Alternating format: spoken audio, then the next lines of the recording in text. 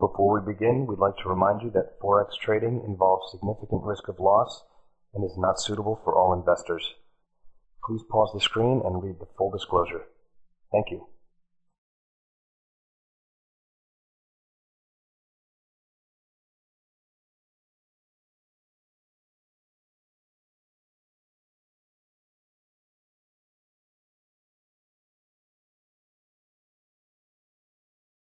USDCAD. Here again, this one is another one that's being affected by other markets right now, and I have been bearish on this pair for a while. I do have a short position on this pair. It is a swing trade, so I will add to it if it gets a little bit higher. I think as long as we remain below 1.10, there's still a reasonable fundamental opportunity here. However, in the short run, we've been, I was a bit caught off guard by how quickly the commodities cooled off. This began with talk of China trying to cool down its economy, but I think the fact that the Eurozone is broadly cooler than everybody expected, I think between that and China and now even questions about the U.S. Rearing their head again. Even though the U.S. had a very hot GDP number last week, I think the reality is that a lot of people that were counting on a reasonably brisk global recovery have enough reasons now to question whether or not that's going to happen. And in the last few weeks, we've seen a lot of the commodities come off. Gold, silver, copper, big metals that are, when they are well supported and traded up, two economies in particular benefit from that, the Aussie economy as well as the Canadian economy. Crude oil was kind of bounced.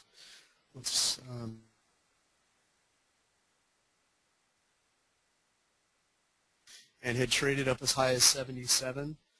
Today it came from 77 and a quarter back down to 73 and a quarter.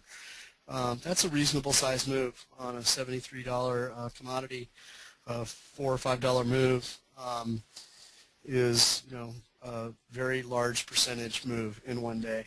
Now that's not to say that I don't think that we're looking at a situation where oil is going to come back to 50 anytime soon. And I think gold is coming up on some areas of decent support. Copper made multi-month lows this week. For those of you who don't follow any commodities at all, or the reason people watch copper is because if you build a house, you're looking at about 450 pounds of copper. And if you build a building, a manufacturing facility, you're looking at thousands of pounds of copper. So when big economies cool off their growth, you'll see that in copper. You'll also see it to a lesser extent in gold and silver, and you'll see it to a pretty large extent in crude. Not just because it takes a lot of oil to continue to build a modern economy. All the materials have to be trucked. There's trains involved. There's cars. People get excited. They buy more. That means more goods have to be trucked. People's incomes increase, so they want to go out and buy a better car or go out and buy a first car, depending on what economy you're talking about. So whenever there's concerns about global growth story, you'll see it hit the commodities. And now I think that this news could change rather quickly. Bounce in equities, I think, could once again get the bulls excited about commodities. Any new GDP news out of larger economies that growth is continuing, I think we see a bounce. There are some natural support levels that are in all of these charts that I'm certain will be tested in the next few weeks. If we see a bounce there, any of these things that happen could turn CAD around very quickly, and the USD-CAD could come back down. Let's take a look at the chart on USD-CAD. And we'll see, zoom in a little closer here. All right, so here's the downward sloping channel that we had. We found some support right here, maybe a double bottom. Came back up. It has broken above this line, and you know, I think this is a reasonable. You know, if you're a bull on this pair, I don't think you're. I think you're looking at an okay situation there. We got some overhead support here. We'll see. Like I said, I do have a short position. I wouldn't mind averaging in. I still think as long as we stay well below this area in here, there's still an argument to be made for once the commodity block comes back quickly, which could happen on any of the scenarios I've already outlined. This pair could just as easily turn around and head back down. The Canadian economy as a whole is much stronger, much, you know, from a fundamental, you know, base.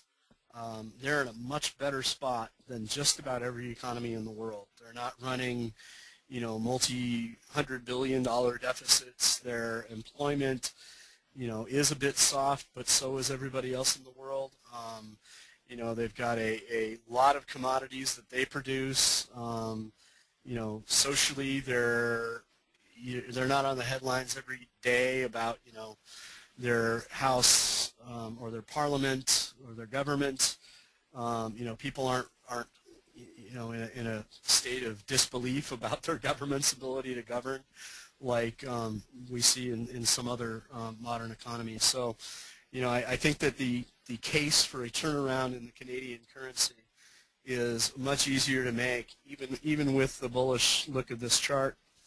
There's a few things that need to come into alignment. I think you see the Canadian dollar come roaring back. If it doesn't, it doesn't. I'm wrong. And that's about the best I can say there. Obviously, you need to take a look at this yourself and fit it into your own model. If you're a technician, I would expect that you'd probably be bullish right now. If you're more a fundamental person, you could probably come down on either side. So that's about all I have to say. If I add to that trade, it'll be updated in the trade calls section of the website, and you could follow that if you're a member. All right, let's go.